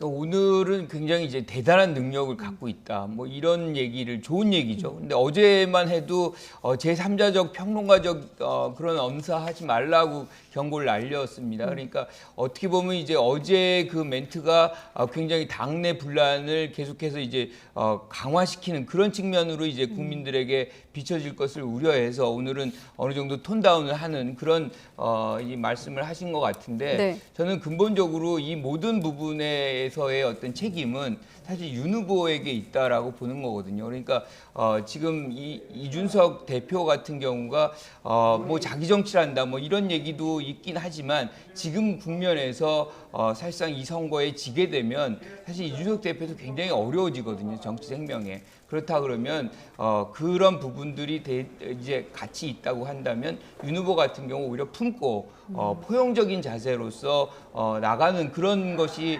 보여질 때 많은 사람들이 이렇게 뭐 진짜 당내에서 이견도 잘 정리해내는 그런 정치력을 발휘하는구나.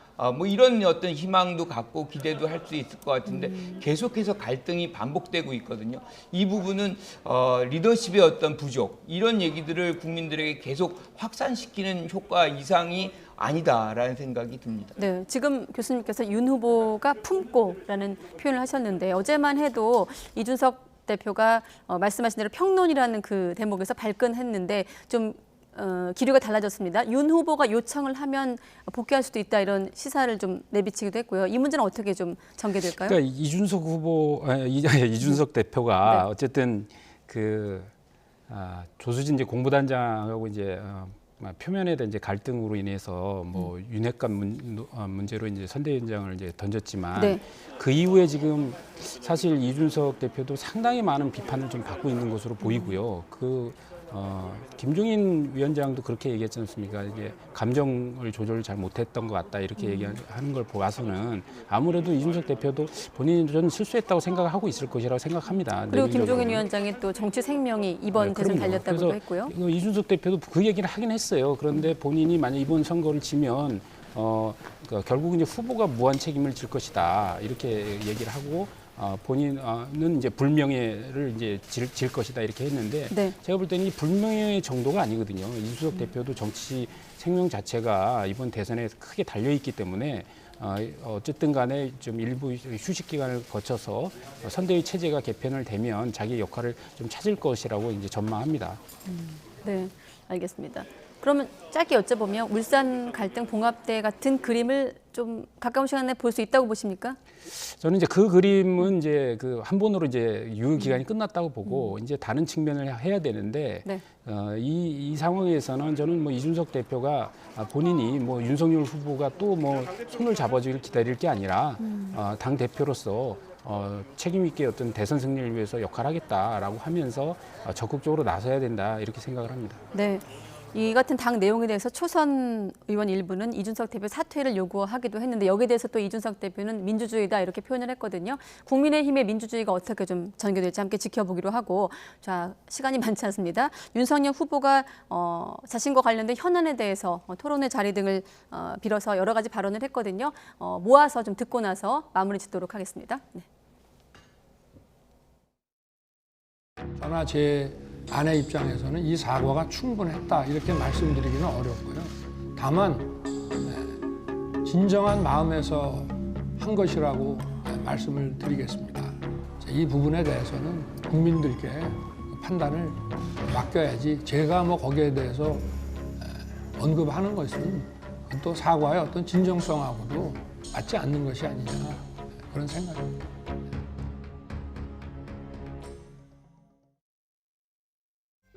공직자로서 제 직분에 의한 일이었다 하더라도 정치적으로 또 정서적으로는 대단히 그 미안한 그런 마음을 인간적으로 가지고 있기 때문에 그분의 지금 건강 회복이 우선인 상황에서 그분을 뵙겠다고 찾아가는 것이 우리 박 대통령의 그 건강 회복에 과연 바람직하겠느냐. 그래서 지금은 우리 박근혜 전 대통령의 조속한 그 건강 회복을 바랄 뿐입니다.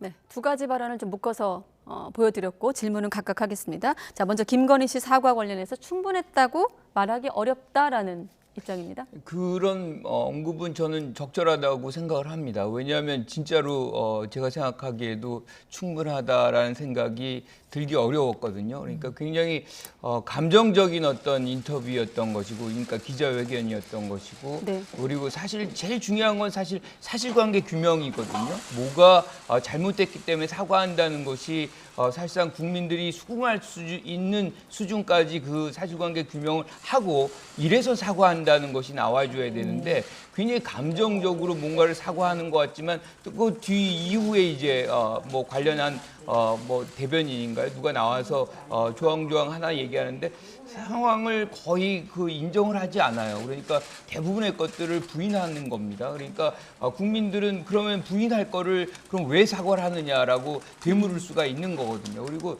또 한 가지는 저는 이 민주주의 사회에서 우리가 이제 선거를 치르는 민주주의 사회에서 후보의 배우자가 나와서 이렇게 사과를 하는 장면이 저는 기억이 없어요. 왜 이런 사과를 하는 건지. 만약에 이제 사과를 할 거면 사실은 우리는 뭐 영부인 뽑는 선거가 아니라고 국민의힘에서 얘기한 것처럼 누가 사과를 해야 되냐면 후보가 나와서 하나하나 조목조목 이것은 내 부인이 이런 것이고 해서 이런 부분에서 사과합니다라고 얘기를 해야 되는 것이지 왜 부인이 나와가지고 그런 감정적인 얘기를 하면서 국민들에게 사과를 하는지 저는 그 부분 어떻게 보면 뭐 후보도 당도 다 그 후보 부인 뒤에 숨어 있는 거 아니냐라는 생각을 할 수 있게끔 만든 그런 이 기자회견이었거든요. 그래서 저는 이런 자세부터 좀 바꿔야 된다라고 생각합니다. 네, 관련해서 윤 후보도 역시나 강요하거나 권할 생각이 없다. 선거 유세 관련해서 김 씨 의사에 좀 맡기겠다라는 설명을 덧붙이기도 했습니다. 그렇죠. 근데 저는 좀 생각을 달리하는 게 만약에 그러면 김건희 배우자가 나와서 사과를 안 하고 윤석열 후보가 사과했다면 이게 매듭 지어질 것이냐? 저는 그렇지는 않다고 생각을 해요. 왜냐하면 지금 이 문제가 김건희 배우자의 이제 어떻게 보면 허위 뭐 경력이든 뭐 부풀렸든 뭐 학력이든 뭐 이런 것이 있기 때문에 그러니까 윤석열 후보는 이런 것에 대해서 송구하다는 얘기는 이미 사과를 했었고 그러니까 부인이 직접 나와서 해야 된다는 게 국민적 여론이고 또 여당에서도 계속 그런 걸 요구해왔고 언론도 요구했기 때문에 저는 배우자가 나온 거는 오히려 더 적극적인 사과 행위였다 이렇게 평가를 해줘야 된다고 생각을 하고 네. 그리고 그 자리에서 뭐 뭐 세세하게 뭐 이거는 내가 잘했고 잘못했고를 얘기하면 그게 사과의 자리가 좀 이상하게 그 무슨 진실공방 자리 같이 되지 않겠습니까? 그래서 배우자 김건희 씨는 이제 포괄적으로 사과한 것이고 선대위 입장에서는 이게 뭐 지나치게 부풀린 것 그리고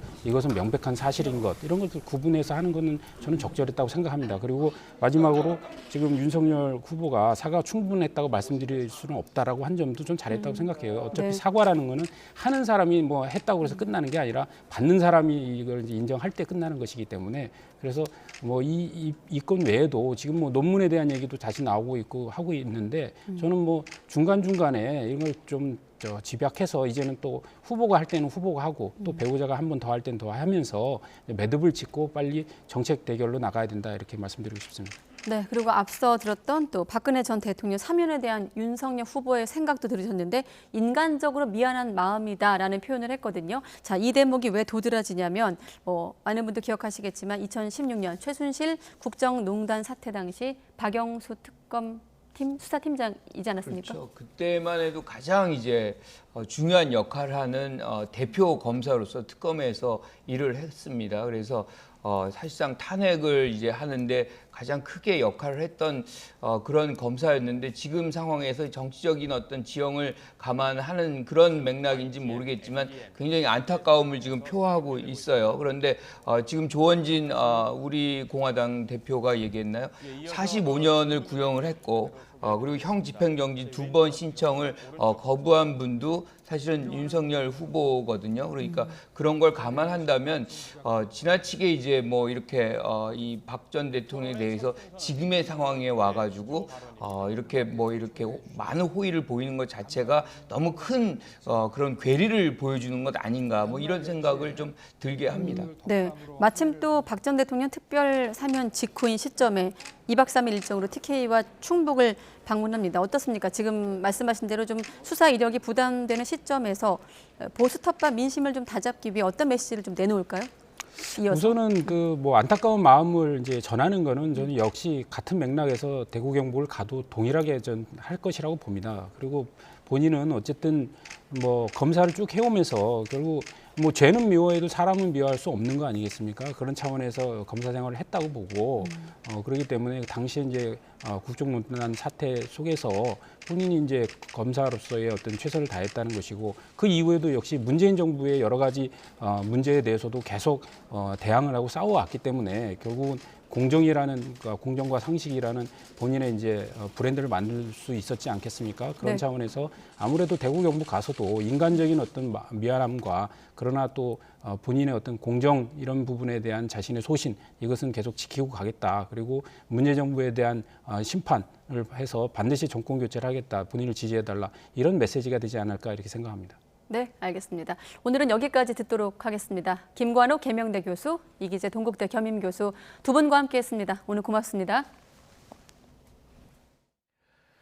국민의힘 윤석열 후보 측과 갈등을 빚으며 선거대책위원회 직책을 던졌던 이준석 대표가 당내 비판 여론이 높아지자 복귀 여부를 생각하겠다고 입장을 선회했습니다. 선대위에선 올해가 가기 전 갈등 수습을 목표로 물밑 조율이 이루어지고 있는데 내용이 가라앉을지는 미지수입니다. 김승환 기자가 보도합니다. 국민의힘 윤석열 후보가 매일 아침 평소보다 2시간 먼저 출근해 선대위 본부장단 회의를 주재하기로 했습니다. 내용이 이어지면서 어수선한 당내 분위기 다잡기에 나선 것으로 풀이됩니다. 토론회에선 공개와 비공개로 할 얘기를 가려달라고 언급하면서 선대위 갈등 문제에 대해선 이 대표에게 공을 넘겼습니다. 본인이 그 당 대표로서의 그 역할이 어떤 것인지 누구보다 잘 알고 계시기 때문에 잘 하실 것으로 저는 기대합니다. 네. 네, 그렇게만 답변을 드리겠습니다. 네. 갈등이 연일 표출되자 당내 초선 의원들은 이준석 대표를 찾아가 후보 중심 원팀을 강조하며 대표 사퇴 요구도 전달했습니다. 이준석 대표 뭐 사퇴 의사가 있었다 이런 그런 것까지 다 가감없이 다 전달했습니다. 이후 이 대표는 언론 인터뷰에서 후보 측 요청이 있으면 복귀를 생각하겠지만 지금은 기존 생각에 변함이 없다고 밝혔습니다. 기본적으로 저는 선대위라는 것은 사람이 하는 것이기 때문에 인적 쇄신이 없이는 저는 뭐 변화가 일어나기 어렵다 이렇게 보고 있습니다. 조건을 달기는 했지만 전날 윤 후보가 자신의 발언을 평론이라 칭한 데 대해 바로 발끈했던 것과는 달라진 기류입니다. 당내 비판 여론이 높아지는 데다 내용 수습을 위한 물밑 조율이 이뤄지면서 강경한 태도에서 다소 물러선 것으로 보입니다. 이 대표는 초선 의원 총회에 직접 참석해 답변하려던 계획도 취소했습니다. 선대위에선 연초 각종 일정을 앞두고 대표가 빠진 모습이 지지율에 악영향을 미칠 것으로 보고 복귀를 설득하는 것으로 전해졌습니다. 선대위 관계자는 복귀할 명분을 마련해 이번 주 안에 갈등을 수습하는 걸 목표로 잡고 있다고 말했습니다. 하지만 이 대표가 선결 조건으로 주장한 인적 쇄신에 대해 김종인 총괄선대위원장이 그럴 시기가 아니라고 못 박은 만큼 수습이 쉽지 않을 것이란 전망과 함께 복귀하더라도 갈등이 재현될 것이란 우려 역시 공존하는 상황입니다. YTN 김승환입니다. 올겨울 코로나19 변이 오미크론이 기승을 부리고 있는 미국에서 엎친 데 덮친 격으로 독감까지 확산하고 있습니다. 하지만 지난해 독감이 유행하지 않은 탓에 경계심이 풀어지면서 독감 백신 접종률은 지난해보다 오히려 떨어져 방역 당국의 비상이 걸렸습니다. 보도에 김형근 기자입니다. 지난해 미국에서 독감은 코로나19 덕분에 역대급으로 잠잠했습니다. 마스크 착용과 강력한 거리 두기 등으로 독감이 전파될 환경이 조성되지 못했기 때문입니다. 하지만 올겨울은 상황이 다릅니다. 병원에 독감 환자가 급증하고 있고 이미 어린이 2명이 숨졌다고 AP통신은 전했습니다. 최근 독감 바이러스가 가장 기승을 부리는 곳은 수도인 워싱턴 DC입니다. 뉴멕시코와 캔자스, 인디애나, 뉴저지 등에서도 독감 환자가 크게 늘고 있습니다. 미국 질병통제예방센터는 올겨울은 평균 수준을 넘어서는 독감 시즌이 될 것 같다고 우려했습니다. Well, because of so little disease last year, population immunity is likely lower, putting us all at increased risk for disease this year, especially among those most vulnerable, including our children. 독감 환자의 급증은 의료 체계에도 큰 부담이 될 것으로 보입니다. 오미크론 변이 확산만으로도 힘겨운 병원에 엎친 데 덮친 격이 되기 때문입니다. 게다가 코로나19와 독감 증상이 비슷해 의료 현장에서 큰 혼란을 겪을 가능성도 있습니다. Big problem we're facing is that COVID can look a lot like flu, and that's going to create a lot of problems for our hospitals. 하지만 이런 우려에도 올해는 지난해보다 오히려 적은 사람들이 독감 백신을 맞고 있습니다. 지난해 독감이 나타나지 않아 경계심이 약화됐기 때문입니다. 이 때문에 미 방역 당국은 독감 백신 접종률을 끌어올리는 데 큰 애를 먹고 있습니다. YTN 김영근입니다.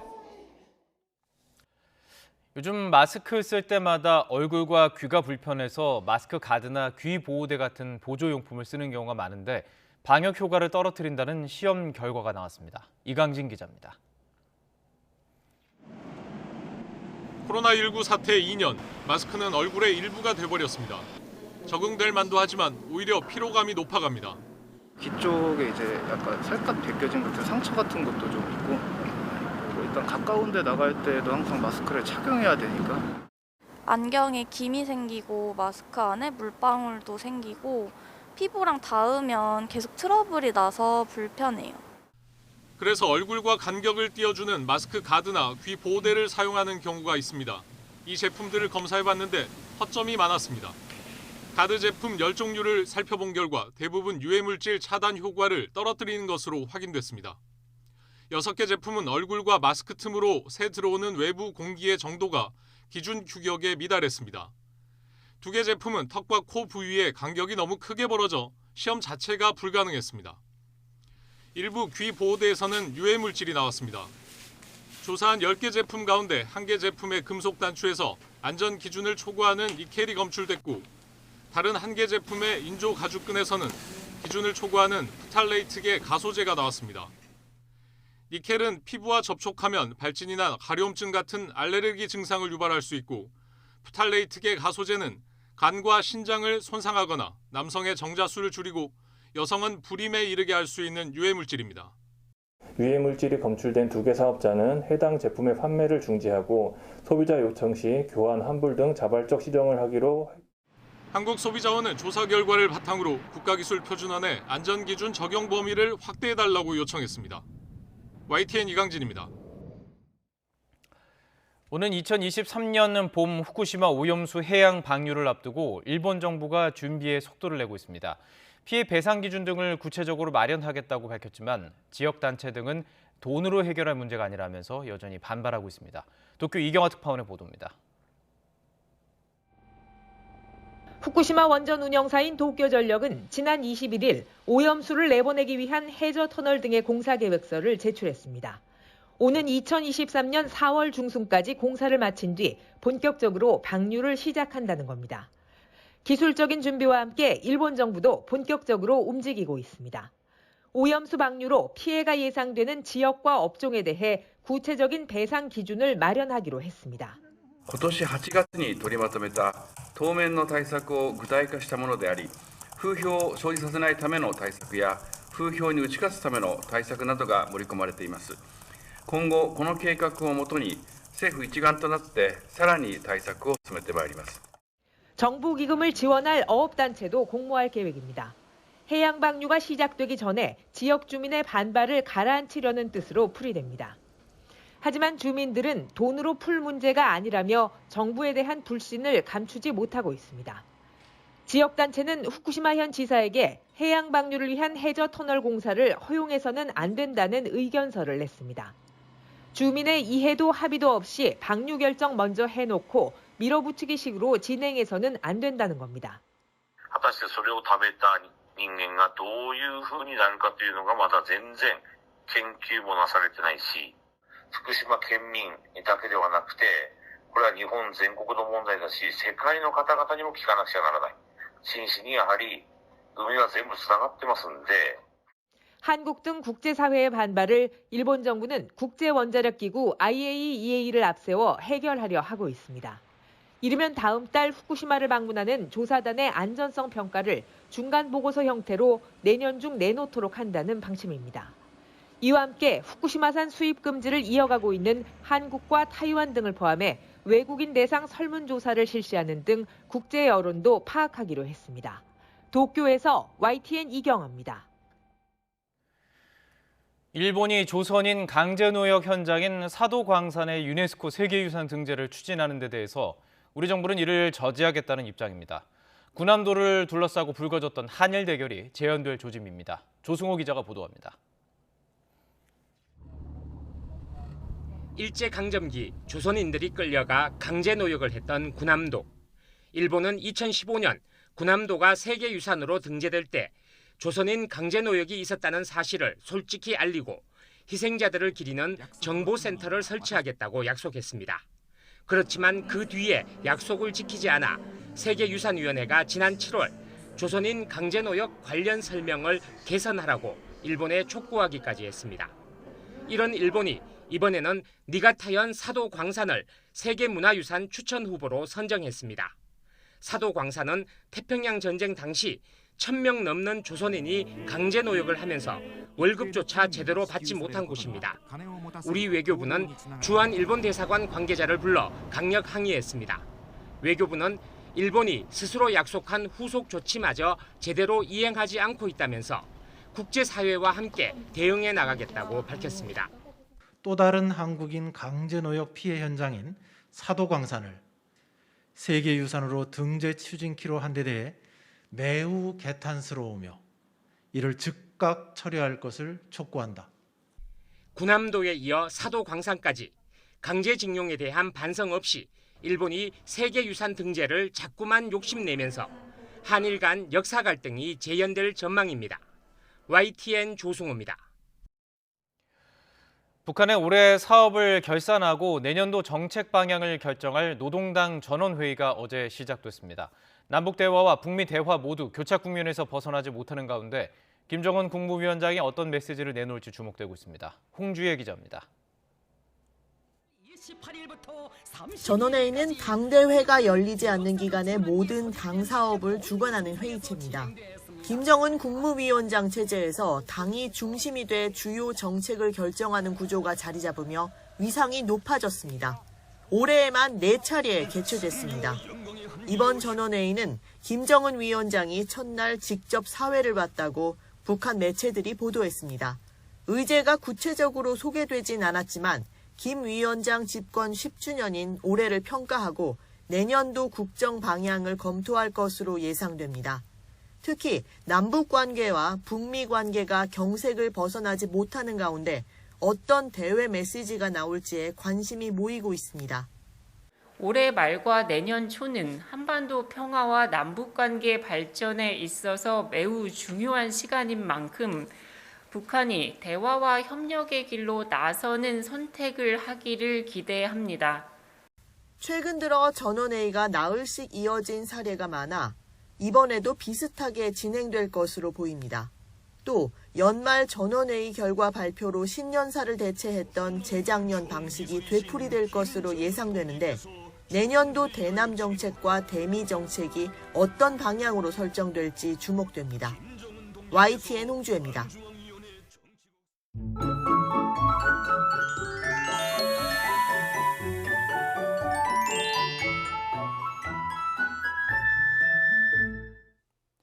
심한 추위의 기세는 꺾였지만 오늘도 날이 제법 추웠습니다. 종일 예년 기온을 밑돌며 한낮에도 공기가 꽤 차가웠는데 내일은 서울 아침 기온이 0도로 오늘보다 9도가량 높아 아침에도 큰 추위 없겠고 낮 기온도 6도로 오늘보다 7도가량 높아지겠습니다. 다만 대부분 지역에 미세먼지 농도가 짙게 나타나겠습니다.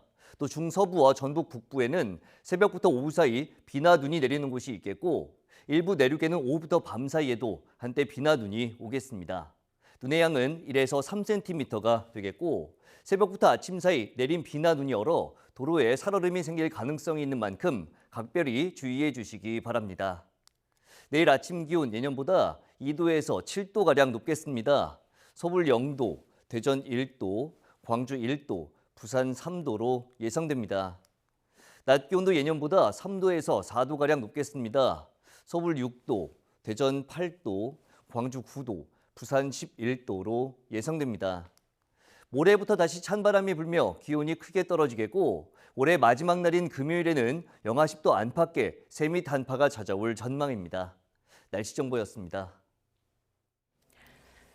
이상으로 YTN 뉴스나이트 마치겠습니다. 함께해 주신 여러분 고맙습니다.